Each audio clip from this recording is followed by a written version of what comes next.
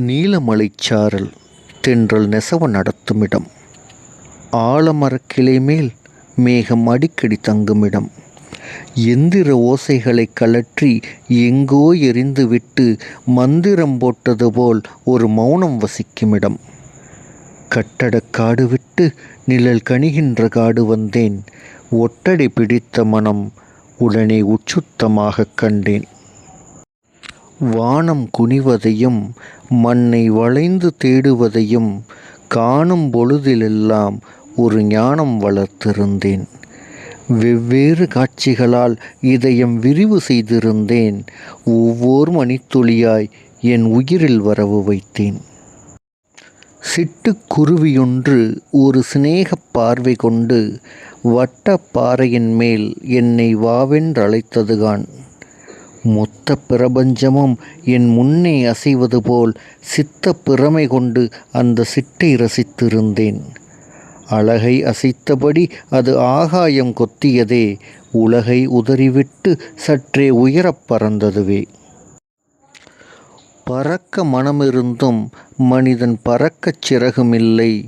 இறக்கை துடிக்கையிலே என் இமைகள் துடிக்கவில்லை.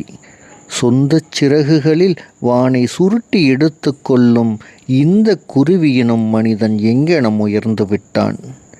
கீச்சு கீச்சென்றது, என்னை கிட்ட வாவென்றது, பேச்சு மொழியின்றியே என்மேல் பிரியமா என்றது. அறிவுக்கு விரிவு செய்ய மனிதம் 1000 மொழி காண்பினும் குருவிக்கு விடையிருக்க ஒரு குறுமொழி கண்டதுண்டோ?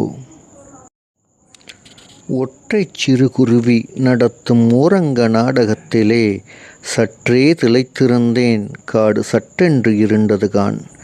மேகம் படை திரட்டி வானை மிரட்டி பிடித்ததுகான். வேகச் சுழற்காற்று என்னை விரட்டி அடித்ததுகான். சிட்டு சிறுகுருவி பறந்த திசையும் தெரியவில்லை. விட்டு பிரிந்து விட்டேன், விரைந்து வீட்டுக்கு வந்து விட்டேன். வானம் தாழ்திறந்து இந்த மண்ணில் வீழ்ந்ததென்ன? காணும் திசைகளெல்லாம் மழையில் கரைந்து போனதென்ன?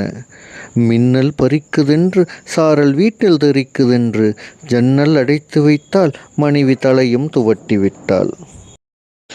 அந்த சிறுகுருவி இப்போது அலைந்து துயர்ப்படுமோ? இந்த மலை சுமந்து அதன் இறக்கை வலித்திடுமோ?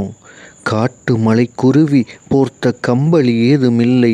ஓட்டைவான் மறைக்க அதன் உயரை கூரையில்லை.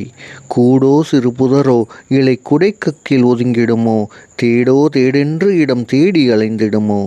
பெய்யோ பெய்யென்று மழை பெய்தால் என்ன செய்யும்? ஐயோ